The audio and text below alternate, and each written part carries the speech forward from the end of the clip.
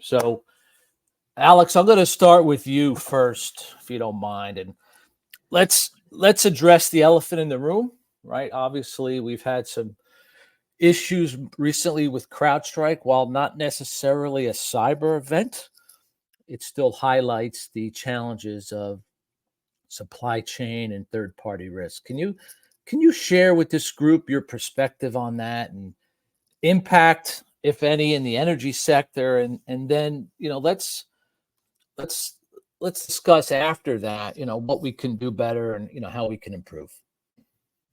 Sure. Thanks, John. And it's my privilege to be on such an esteemed panel of amazing security leaders in our industry and critical infrastructure at large. Steve and Dennis, thank you guys for doing this, and thanks, John, for putting this together.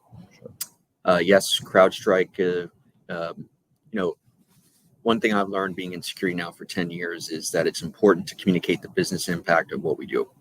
And I'm not sure that it could be any more clearer the importance of cyber to the business as the CrowdStrike example shows. I mean, we had a large percentage of the global economy, call it 40%, literally down with the so-called blue screen of death.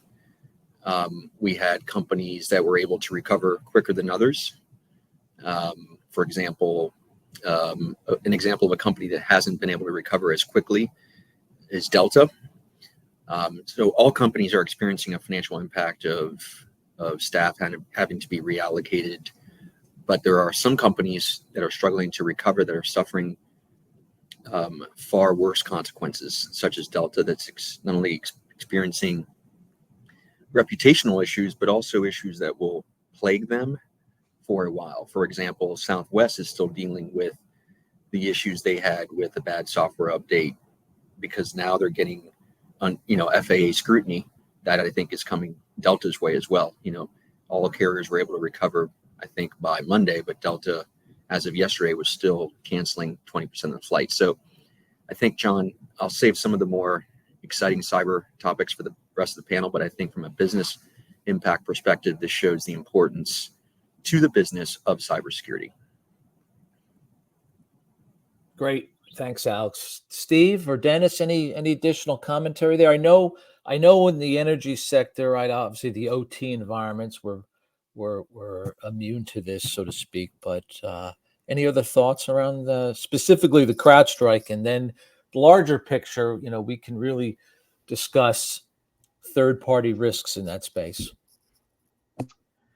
Sure. The one thing that has been mentioned is it wasn't really a security event. And the big reason for that is we're not stopping bad guys. We're not trying to doing something to protect ourselves. This was an update to a security technology. So it was really an IT business response, business recovery type event where the business needs to come back for an IT event that whatever technology broke it, but in this case was security technology, unfortunately. Yeah. But it wasn't a security event where there were bad guys attacking or were trying to protect from a virus threat or something like that. So that helping add that little more context for those people that aren't aware and are still thinking this is a major security event. It's really a disaster recovery event. Yep, it is. But again, I think it highlights the exposure that all companies have, right, with their supply chain and third-party risks. So Dennis, specifically in the energy space, let's talk about those risks and what those are and how we can potentially mitigate some of those risks as companies move forward. Yeah, I think in relationship to CrowdStrike, I think the questions that are being asked, and I've even heard from quite a few others in the energy sector, right, and having to do with this from the IT and OT's perspective, is we've seen where other events have happened, right, whether they were a cyber attack against an IT system or some either IT outages that have had a ripple effect to the OT security or to the OT environment, even if it was just segmenting it from the IT network to avoid any other issues and the downfall from that. So I think that similar questions, are being asked right now because of CrowdStrike, and a lot of it has to do with the business impact analysis.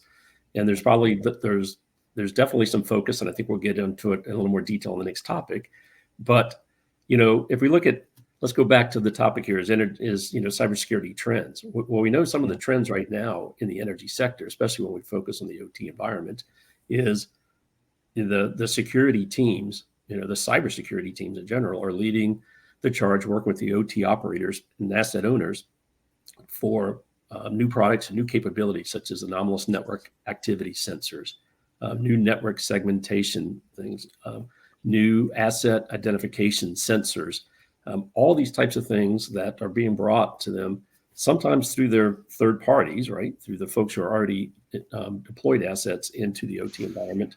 But a lot of these are also being led by the cybersecurity team. And so the questions that are being asked is, okay, this is a cyber product that didn't work as expected. If that happens in one of our critical assets, a power plant or transmission facility, can you explain to me what the impacts would be and how we'd work around that? And they're putting that back on the cyber teams. So I think we're going to see a lot more focus as the trends continue to look at ways to protect our critical infrastructure. Is a lot more increased focus on resiliency and business impact analysis. And even though you need the help from the OT folks to do that, it's going to really fall on the CISO and the security teams. So Dennis, that's a great segue.